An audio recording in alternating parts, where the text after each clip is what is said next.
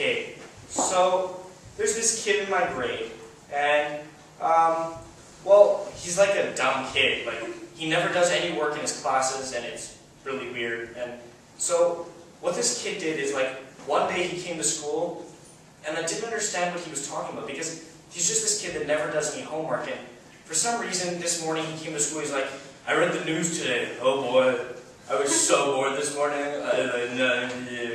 So I naturally got really mad, because the problem with the world today is we're uneducated. This kid was the epitome of everything I despised in society. Like, this kid was dumb. This kid basically had no redeeming qualities whatsoever. You'd think, well, he's dumb. Maybe he's a good athlete, or maybe he's a nice guy. No. So the topic I got was excitement. Now, when I do impromptus, I get really excited. Like, it's so much fun. Like, I got my topic and I sat there and I basically had a lot of fun preparing it. But why is excitement important? I think that excitement makes people have more fun. But why is it important to have fun? I think that it's important to have fun because it makes people happy. But why is happiness important? Happiness is important because the happier people are, the more productive they are.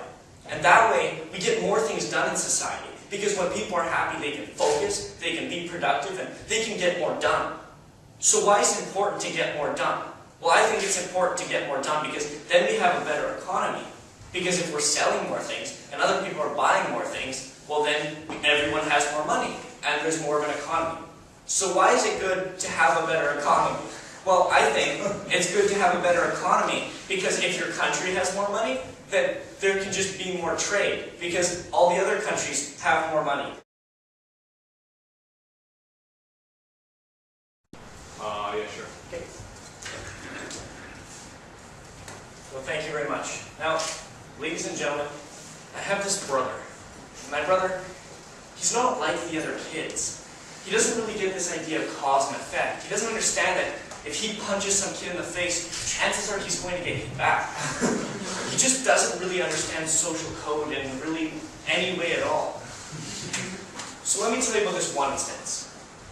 This one time, my brother and I were at a carnival, in fact. And this carnival was a lower-end carnival. It was held in the parking lot of the Blue Bomber Stadium. And what happened was, there's a tightrope walker, and he wasn't really having a good day. He, in fact, fell off the tightrope 2 or 3 times within a span of like 45 seconds. But each time he caught himself and he got back on, he had persevered. For some reason, I don't know why, because there was no safety net under him to catch him. As I said, like, I think they were cutting back because they didn't put a lot of money into any of their carnival. Anger is a universal emotion which any human being in this world has felt at some point or another. I'd like to begin by sharing a personal story with you, one that occurs on a daily basis, and that is on my drive to school. I cannot tell you how many profanities have spilled from my mouth when I've yelled at other drivers who can't seem to use their turn signal or make an illegal left turn on a red light. It drives me insane, literally insane, to the point where I degenerate into a mindless rabble of profanity and filth.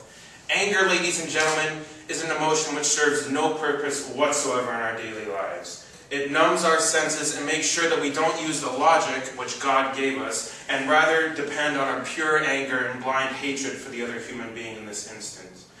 Anger, as any of you may have experienced, ultimately degenerates you to the point where you're no longer relying upon your logic and your intuition, but rather you're just blind hatred. When you take a situation when you get angry, no longer are you keeping a calm, cool, and collected persona. You are just straight up angry and pissed. Time flies when you're having fun. The first thing that sort of comes to my mind is a joke my dad always told, which was, time flies like an arrow, fruit flies like a banana, is the expression. And there's several avenues you could explore this from, besides going into Einstein's theory about the faster you are, the less time you're experiencing, and sort of a fourth dimension.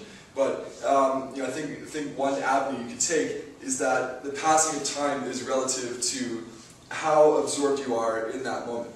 And so when we look at experiences which we've had, in which which we felt that the time has passed faster or the time has felt slower, you need to look at the circumstances. So I think we can all relate to a vacation, a summer, you're on a trip or something, and you get to the end of it and say, wow, that just really flew, it just all went past. And also, relate to the dreary, dark days of February, where you're just churning through routine, and it just feels that every day is an eternity.